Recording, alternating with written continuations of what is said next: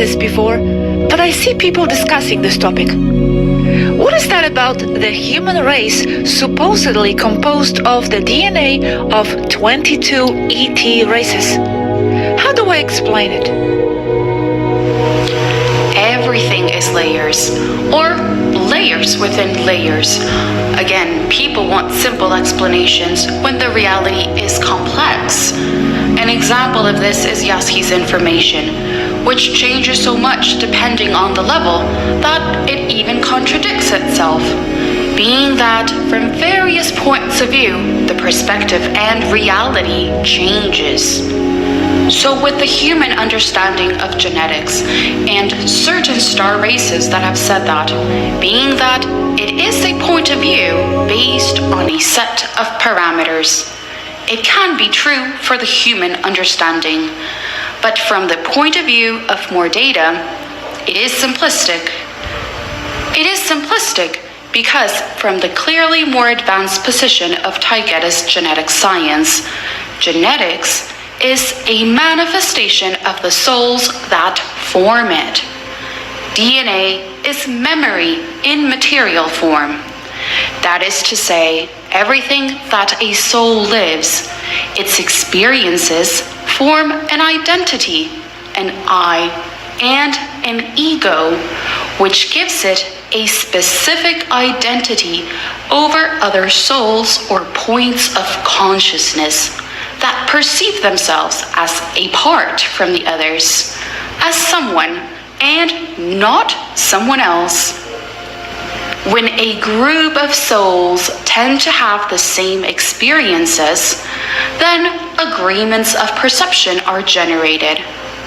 When those agreements are constant and congruent, what we in Taygeta, among others, describe or understand, a race or species is generated.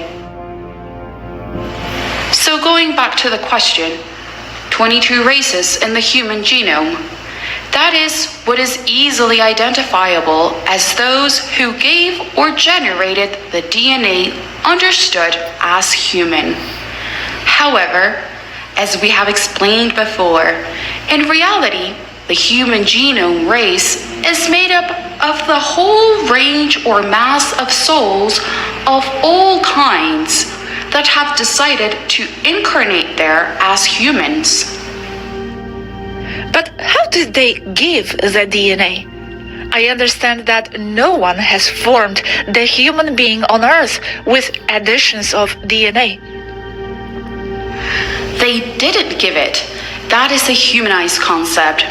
What I would explain is that what is in the human genome is composed of those 22 races that are easily identifiable. However, those 22 races are not pure either and are also composed of so many others. So if we look at who is who and what part of the DNA was given by whom, we would find that it is in the millions of races that cooperated to form the human genome. Then you would agree that there were 22 and not 23 or 25 identifiable ones? This number 22 is correct, apart from what you have said? And why have these 22 races generated the human DNA? In what sense and for what purpose? And which races? I only agree with the fact that some group of human and or non-human people perceive the human genome that way. But there is always more, and our explanation goes further. I'm not discrediting them. I'm just expanding that knowledge more because I have the data and I don't have a problem saying that we go beyond that knowledge.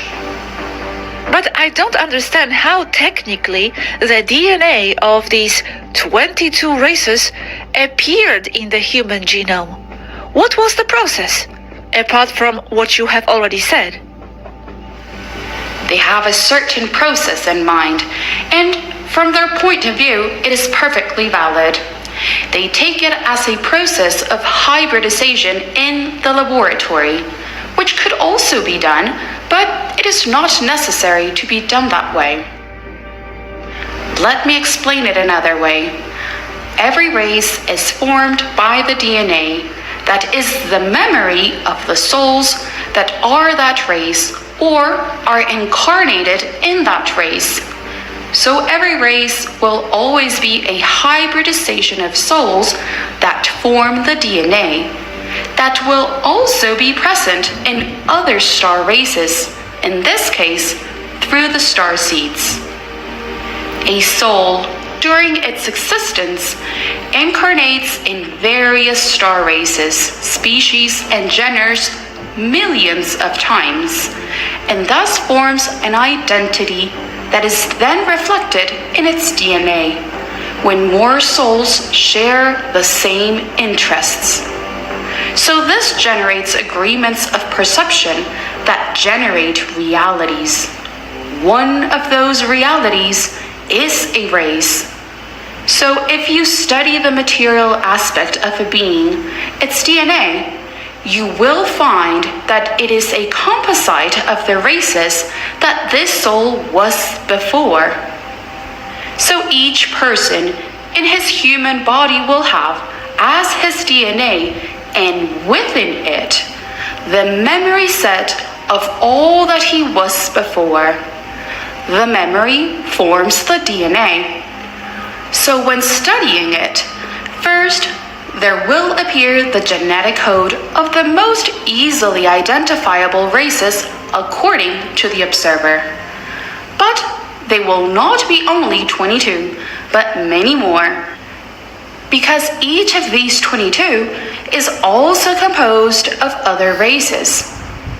It is like finding a hybrid between gray and human.